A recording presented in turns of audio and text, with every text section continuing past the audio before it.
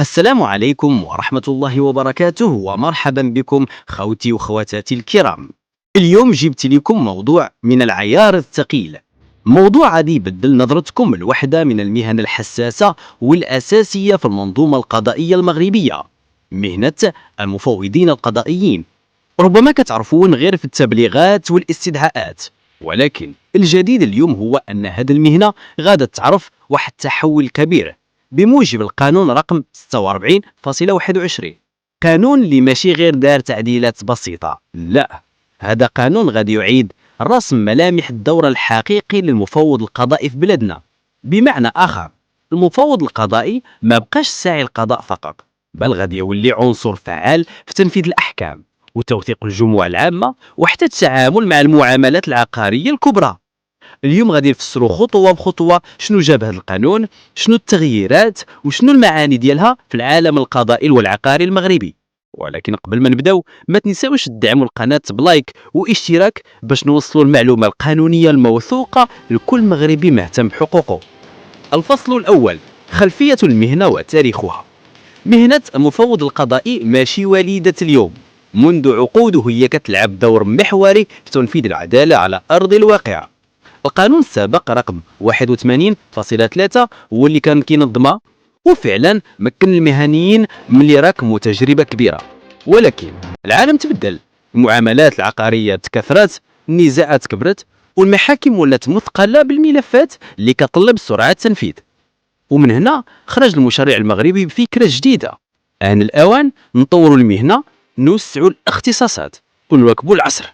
وهكذا ولد القانون الجديد رقم 46.21، قانون غادي يفتح صفحة جديدة في العلاقة بين المفوضين القضائيين والقضاء والمواطنين. الفصل الثاني: ما الجديد في القانون الجديد؟ أول حاجة خاصنا نفهموها أن القانون الجديد ما لغاش المهام القديمة، بالعكس خلاها وزاد عليها مهام واختصاصات جديدة. أولا، التبليغات والاستدعاءات، الأساس القديم. هذه الخدمة بقت كما هي، لأن المفوض القضائي هو العال اللي كتوصل الوثيقة من يد القضاء إلى يد المعني بالأمر. ولكن الجديد هو أن هذه المهمة ولات مؤطرة بشكل أدق وأكثر شفافية، باش ما يبقاش أي لبس أو طعن في المسطرة. ثانيا، محاضر انعقاد الجموع العامة، الاختصاص الجديد. هنا كاين المفاجأة الكبرى: القانون الجديد عطى المفوض القضائي صلاحية إنجاز محاضر الجموع العامة. هذه الخطوة غير مسبوقة وكتحل مشاكل كانت كتوصل للمحاكم يوميا، خصوصا في الملكية المشتركة داخل الإقامات والمجمعات السكنية. قبل كانوا الناس كيختلفوا على شنو توقع في الجمع العام، واحد يقول اتفقنا والآخر يقول ما كانش اتفاق، وتبقى الكلمة ضيعة. أما الآن ملي المفوض القضائي يحضر ويسجل الوقائع في محضر رسمي، كتصبح الكلمة عند الوثيقة القانونية، ما بقاتش نقاشات، ما بقاتش اتهامات، كاين محضر عنده قوة قانونية. الفصل الثالث: الإفراغات والبيوعات العقارية. من بين أكثر الملفات اللي كانت كتعاني من المحاكم هي ملفات الإفراغ، خصوصا في النزاعات بين المكارئين والمالكين. القانون الجديد جاي يحل المشكل من الجذر. المفوض القضائي ولا عنده الحق ينفذ الإجراءات الإفراغ بنفسه ويدير كل الخطوات القانونية المرتبطة بها. نفس الشيء بالنسبة للبيوعات العقارية اللي كانت تتطلب شهور وسنوات داخل المحاكم. اليوم المفوض القضائي غادي يكون عنده الصلاحية يتابع مراحل التنفيذ ديالها، وهذا الشيء غادي يخفف العبء على المحاكم ويعطي سرعة كبيرة في المعاملات. الفصل الرابع: المهام اللي بقات مستثنات. من الطبيعي أن بعض المجالات ما زالت خارج اختصاص المفوض القضائي، بحال السفن، الطائرات والأصول التجارية. القانون الجديد ما تطرقش عليها وخليها كما هي، بمعنى التوسيع تم ولكن بشكل مدروس، حفاظا على التوازن بين الأدوار داخل المنظومة القضائية. الفصل الخامس: دلالات القانون الجديد.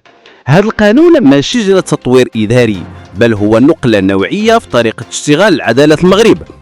أولا، غادي يخفف الضغط على المحاكم ويسرح الإجراءات القضائية. ثانيا، غادي يرفع من قيمة المفوض القضائي كمهنة قائمة بذاتها ويعزز الثقة بين المواطن والمؤسسة القضائية. ثالثا، كيساهم في تنظيم السوق العقاري ويقلل من النزاعات المرتبطة بالملكية المشتركة وكيخلي كل شيء موثق ومحمي قانونيا.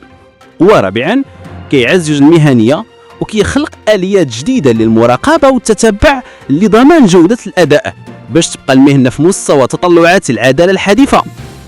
إذن خلاصة الكلام، القانون رقم 46.21 ماشي مجرد تعديل بسيط، هو ثورة هادئة في العالم القضائي المضربي.